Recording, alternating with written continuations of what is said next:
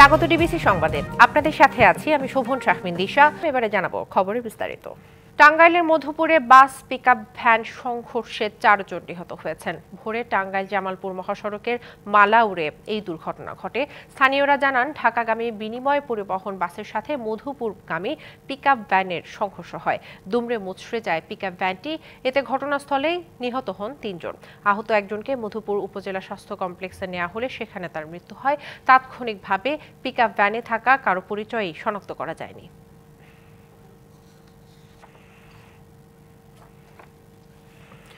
দর্শক, এ বিষয়ে আরো জানাতে টাঙ্গাইল থেকে টেলিফোনে যুক্ত হয়ে বিস্তারিত জানাচ্ছেন আমাদের সহকর্মী সোহেল তালুকদার। আমরা সরাসরি চলে যাচ্ছি তার কাছে। সোহেল, নিহতদের কারো পরিচয় পাওয়া গেছে কিনা জানাবেন। দিশা, এই মুহূর্তে এখন পর্যন্ত যে পিকআপের যে 4 জন ছিল, চালক এবং হেল্পার, পাশাপাশি আরো 2 জন, তাদের কারোই নাম পরিচয় এখন পর্যন্ত পুলিশ বা আমাদের যে স্থানীয় যে সোর্স রয়েছে তাদের মাধ্যমে আমরা এখন পর্যন্ত জানতে পারিনি। তবে ঘটনাটি ঘটেছে ভোর রাতের দিকে, প্রায় 5:30 নাগাদ, সকাল ভোর রাতে 5:30 নাগাদ এই ঘটনা ঘটে।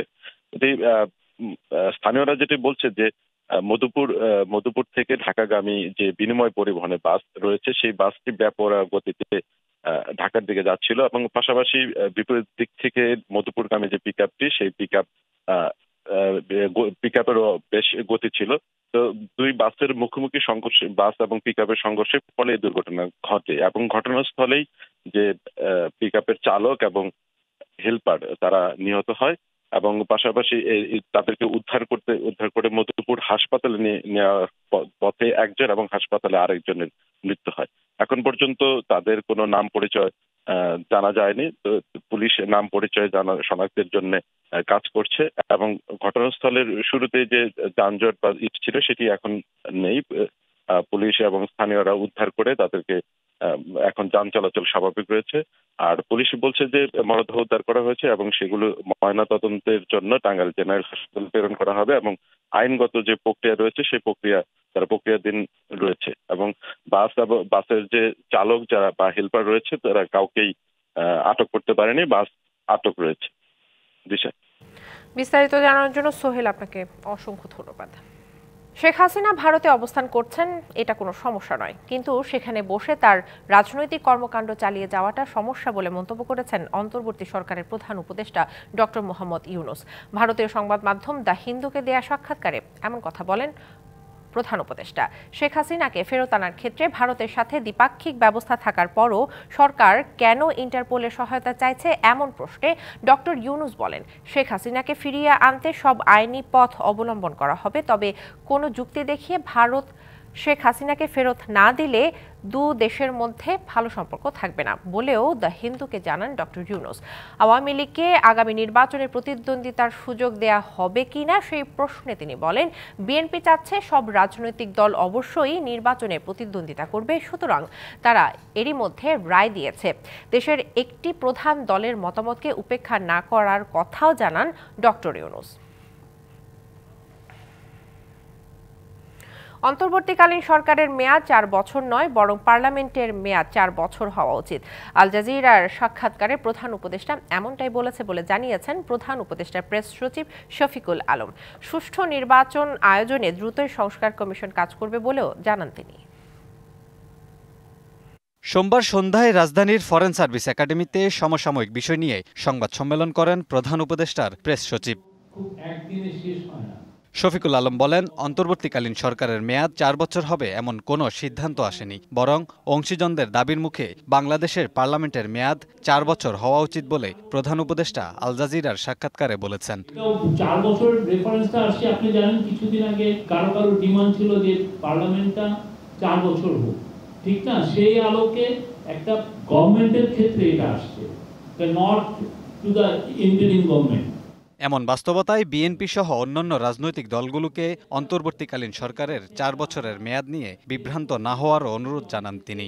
ভালো মতো জিনিসটা না শুনে অনেকে হেডলাইন দিয়ে দিচ্ছে।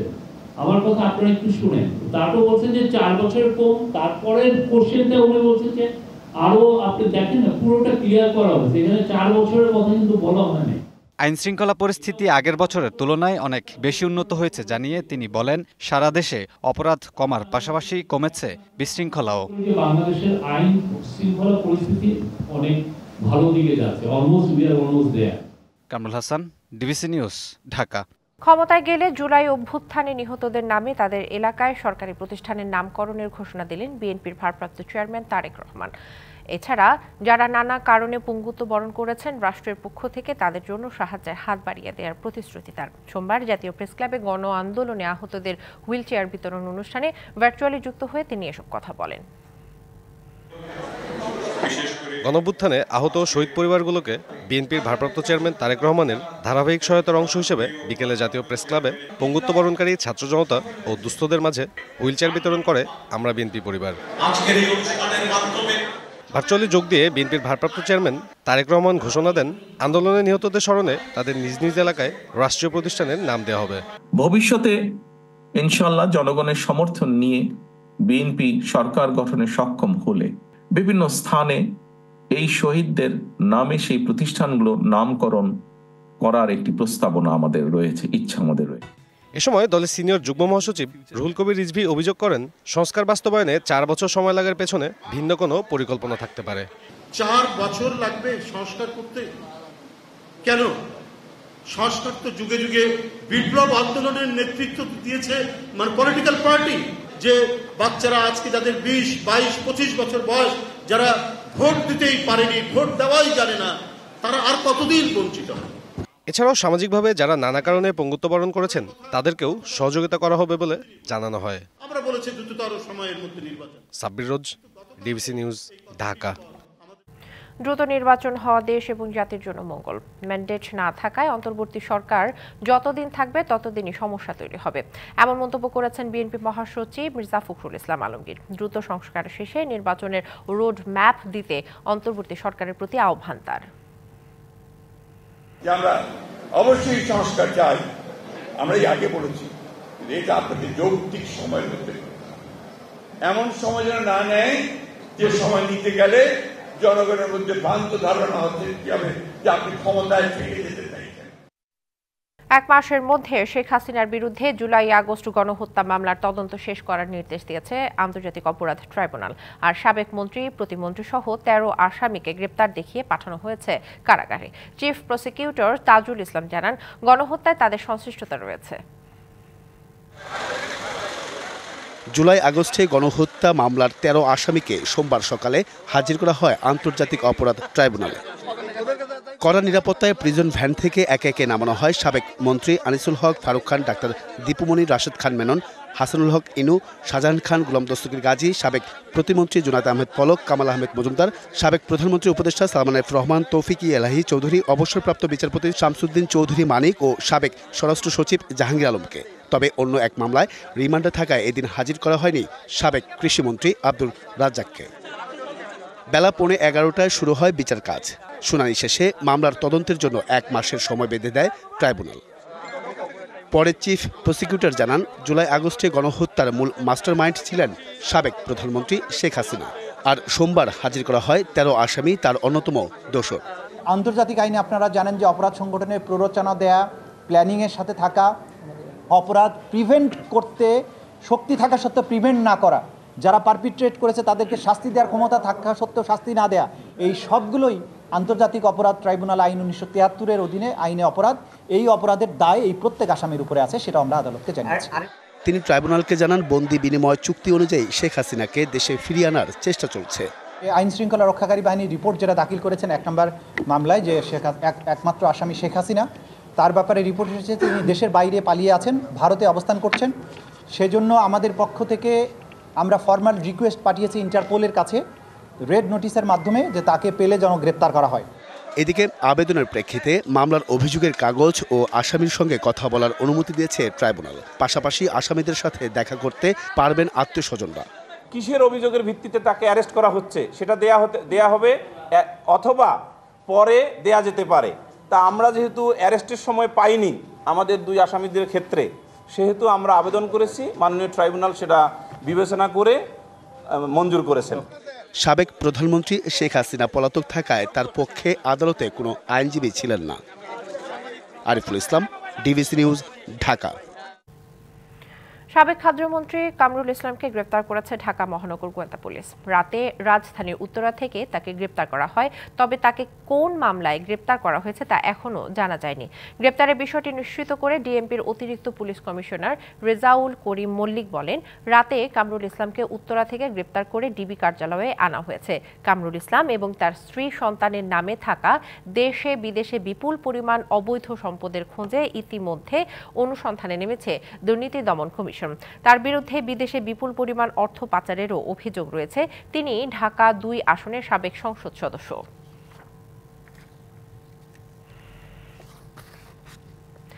পুলিশ ভেরিফিকেশনের ক্ষেত্রে পারিবারিক কিংবা আত্মীয় স্বজনের রাজনৈতিক পরিচয়ে যেন কেউ চাকরি বঞ্চিত না হয় সেই সুপারিশ করেছে পুলিশ সংস্কার কমিশন।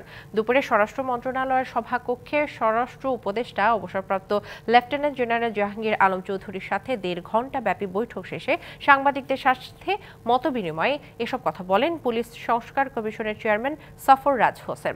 এছাড়া প্রাথমিকভাবে পুলিশ সংস্কারে বেশ কিছু প্রস্তাব রাখা হয়েছে বলে জানান তিনি। বলেন, কাউকে গ্রেপ্তারের আগে উচ্চ আদালতের নির্দেশনা মানতে এবং যাকে গ্রেপ্তার করা হবে তার পরিবারের সদস্যদের অবশ্যই ফোনে জানানোর বিধানের সুপারিশ করেছে পুলিশ সংস্কার কমিশন। ৩১ ডিসেম্বরের মধ্যেই কমিশন পূর্ণাঙ্গভাবে পুলিশ সংস্কারের প্রস্তাবনা সম্পন্ন করতে পারবে বলে জানান তিনি।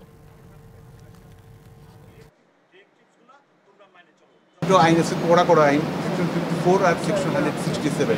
54 হলো যে ক্ষেত্রে পুলিশ অ্যারেস্ট করে উইদাউট এনি ওয়ারেন্ট, আরেকটা হলো 167 যেটা হলো আপনি যেখানে পুলিশ আপনার রিমান্ডে নেয়।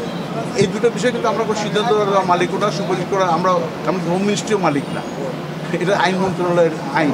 শুধুমাত্র রাজনৈতিক কারণে কারো আত্মীয় স্বজন রাজনীতি করে, সরকারি দল করে না, এইসব যুক্তি দেখে আমাকে কিন্তু চাকরি হয়নি। তো আমরা এই জিনিসগুলোকে বাদ দিতে সুপারিশ করছি। সরকারি তিতুমির কলেজকে বিশ্ববিদ্যালয়ে রূপান্তরের দাবিতে মহাখালী এলাকায় 2 দফায় সড়ক ও রেলপথ অবরোধ করে বিক্ষোভ করেছে শিক্ষার্থীরা। 9 ঘণ্টারও বেশি সময়ে যান চলাচল বন্ধ থাকায় সীমাহীন দুর্ভোগে পড়তে হয় যাত্রীদের।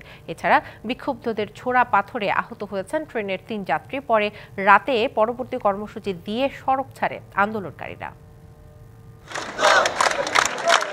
রাজধানীর সরকারি তিতুমির কলেজকে বিশ্ববিদ্যালয়ে রূপান্তর করার দাবিতে সোমবার বেলা 11:30টার দিকে মহাখালী রেল ক্রসিং এলাকায় সড়ক ও রেলপথ অবরোধ করেন শিক্ষার্থীরা। বিক্ষোভের কারণে যান চলাচল বন্ধ হয়ে যায়, তীব্র যানজটের সৃষ্টি হয় সড়কে, সীমাহীন দুর্ভোগে পড়েন যাত্রীরা। লক্ষ লক্ষ হাজার হাজার গাড়ি আটকে রয়েছে পিছনে, এত কঠিন দুর্যোগে পড়ে গেলাম আমরা। মহাখালী রেল ক্রসিং পার হওয়ার সময় নোয়াখালী থেকে ঢাকায় আসা আন্তনগর উপকূল এক্সপ্রেস থামানোর চেষ্টা করে বিক্ষুব্ধরা, কিন্তু ট্রেনটি না থেমে গতি কমিয়ে চলতে থাকলে ইট পাটকেল ছোড়ে তারা। আহত হন শিশুসহ 3 জন। সন্ধ্যায় শিক্ষা মন্ত্রণালয় কর্মকর্তাদের সঙ্গে সচিবালয় বৈঠকে বসেন সরকারি তিতুমির কলেজের শিক্ষার্থীরা। দাবি পূরণের আশ্বাস না পাওয়ায় করিডোরে বসে অনশন শুরু করেন তারা।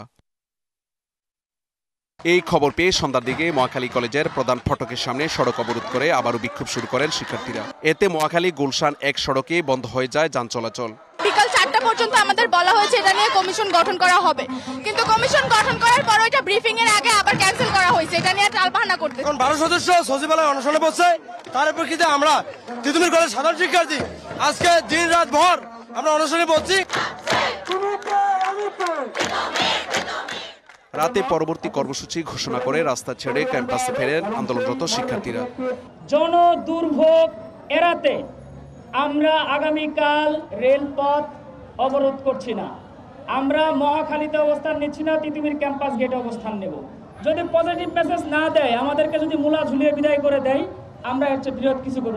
এদিকে সন্ধ্যায় রাজধানীর ফরেন সার্ভিস একাডেমিতে এক আলোচনায় তিতুমির কলেজের শিক্ষার্থীদের শান্ত থাকার আহ্বান জানান প্রধান উপদেষ্টার প্রেস সচিব। তিতুমির কলেজের ভাই বোনদের আমরা বলবো যে আপনারা শান্ত হন, আপনাদের সাথে অবশ্যই কথা হবে।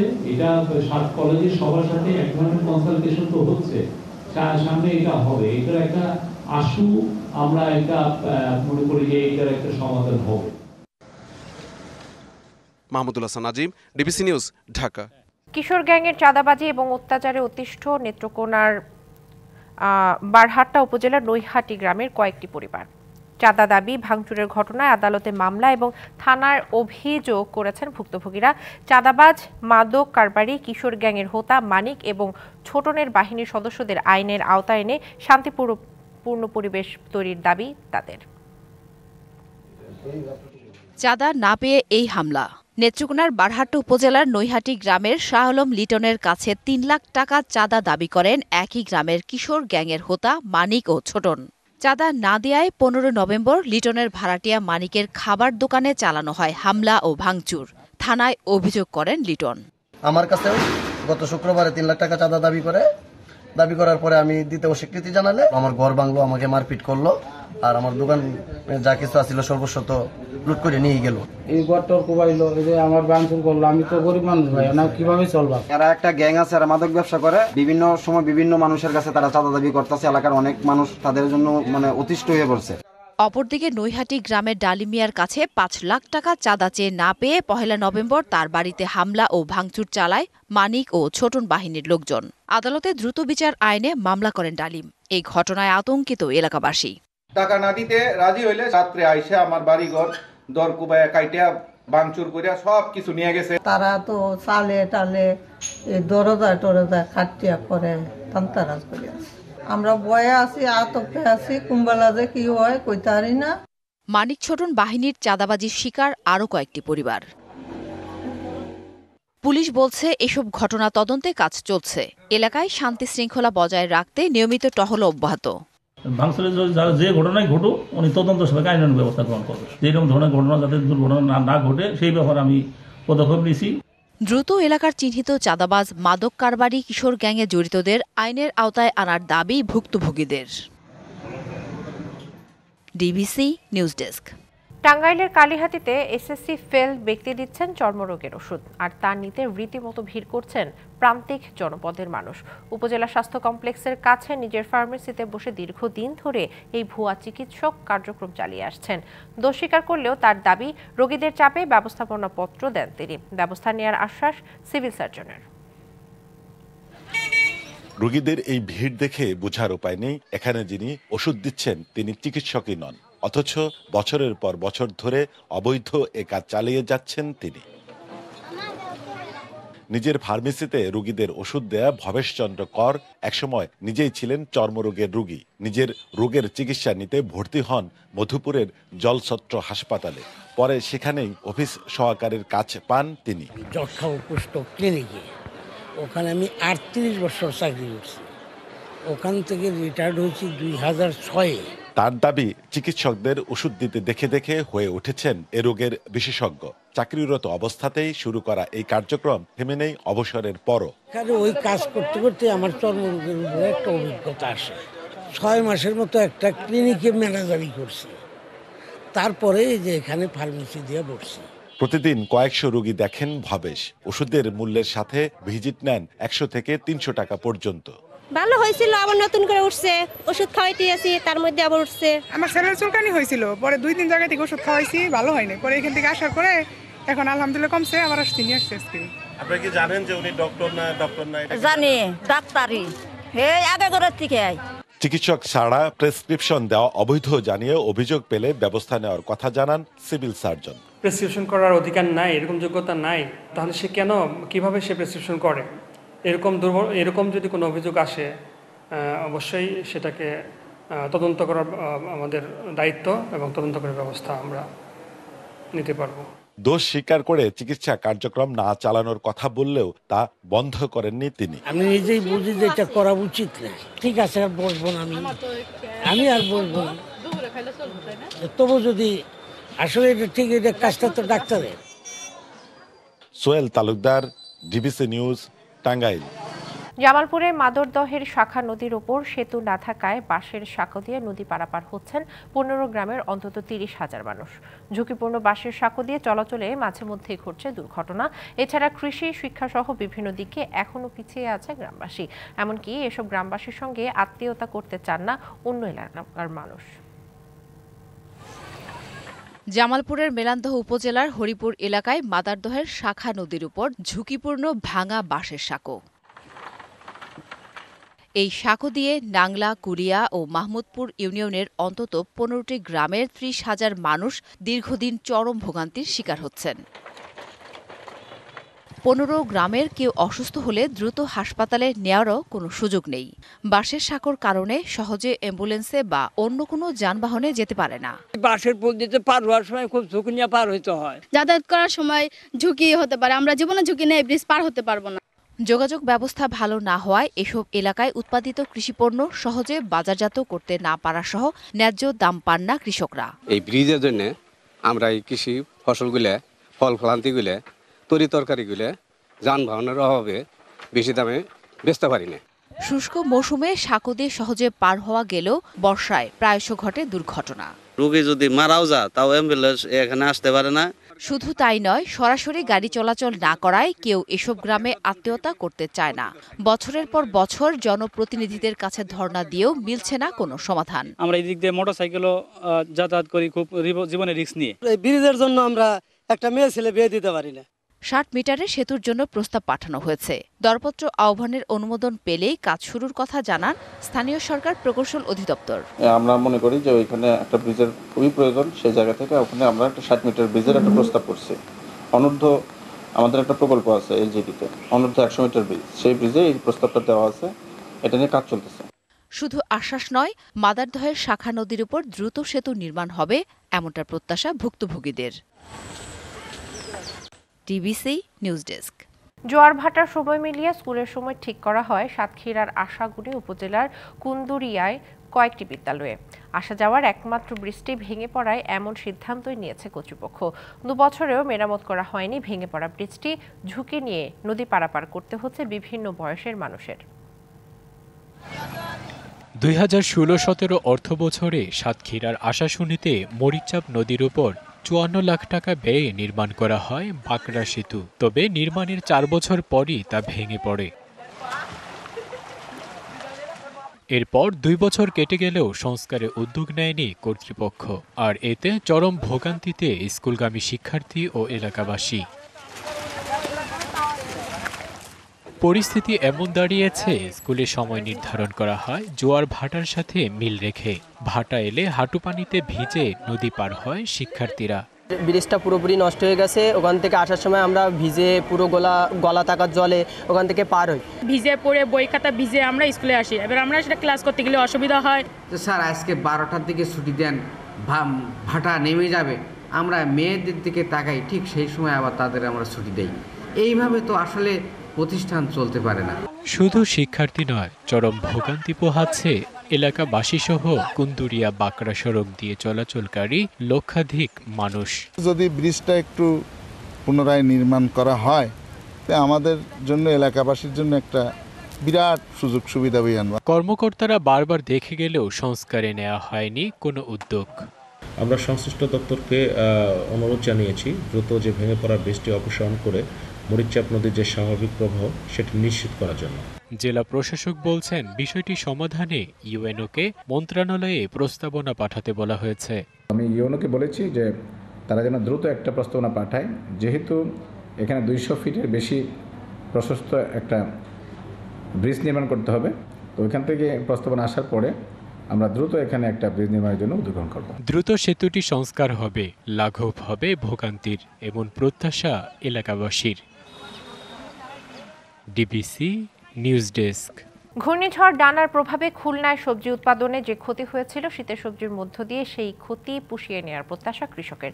একই সঙ্গে শীতকালীন সবজি উৎপাদনে এবং কৃষকের ন্যায্য দাম পেতে সব ধরনের সহযোগিতার আশ্বাস দিয়েছে কৃষি সম্প্রসারণ অধিদপ্তর।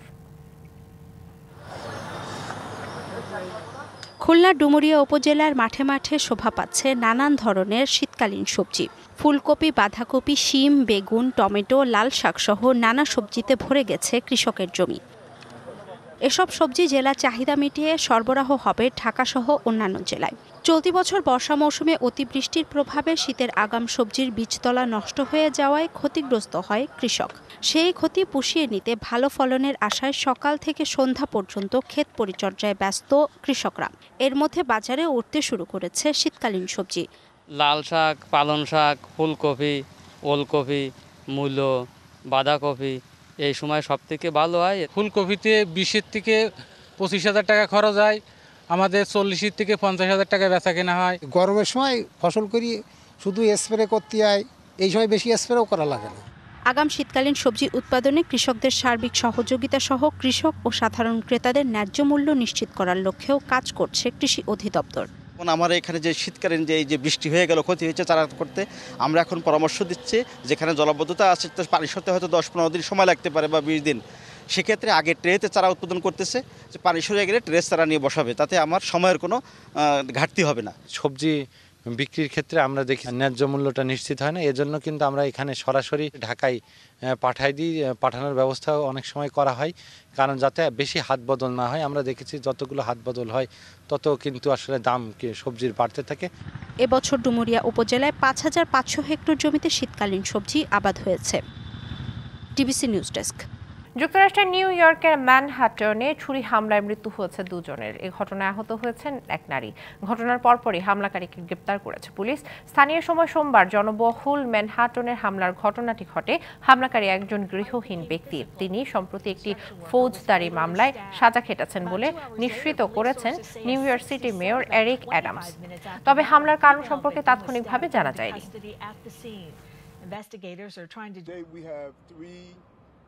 Innocent New Yorkers who's going about their lives. বিশ্বের দূষিত শহরের তালিকায় 1001 স্কোর নিয়ে শীর্ষে রয়েছে ভারতের রাজধানী নয়াদিল্লি। দ্বিতীয় অবস্থানে রয়েছে পাকিস্তানের লাহোর এবং তৃতীয় অবস্থানে বাংলাদেশের ঢাকা। সোমবার আন্তর্জাতিক বায়ুমান প্রতিষ্ঠান IQAir এর তথ্য জানায়। IQAir এর তথ্য মতে লাহোরের স্কোর 414 এবং 242 স্কোর ঢাকার, যা দূষণের দিক দিয়ে বেশ অস্বাস্থ্যকর হিসেবে বিবেচিত। এদিকে দিল্লির বায়ু দূষণ প্রতিনিয়ত খারাপ হয়, বেশ কিছু বিধিনিষেধ জারি করেছে প্রশাসন। শুধু জরুরি পরিষেবা দেয় এমন ট্রাক প্রবেশের অনুমতি নেই। জরুরি পরিস্থিতিতে স্কুল, কলেজ সহ সব শিক্ষা প্রতিষ্ঠান এবং জরুরি পরিষেবায় যুক্ত নয় এমন ব্যবসায়িক কার্যক্রম বন্ধের সিদ্ধান্ত নিতে যাচ্ছে শহরটি। শিশু এবং বয়স্কদের, বিশেষ করে যাদের শ্বাসকষ্ট রয়েছে কিংবা শ্বাস প্রশ্বাস সংক্রান্ত কোনো অসুখ রয়েছে বা ক্রনিক রোগ রয়েছে, তাদের যতটা সম্ভব বাড়ির ভেতরে থাকার পরামর্শ দেওয়া হয়েছে।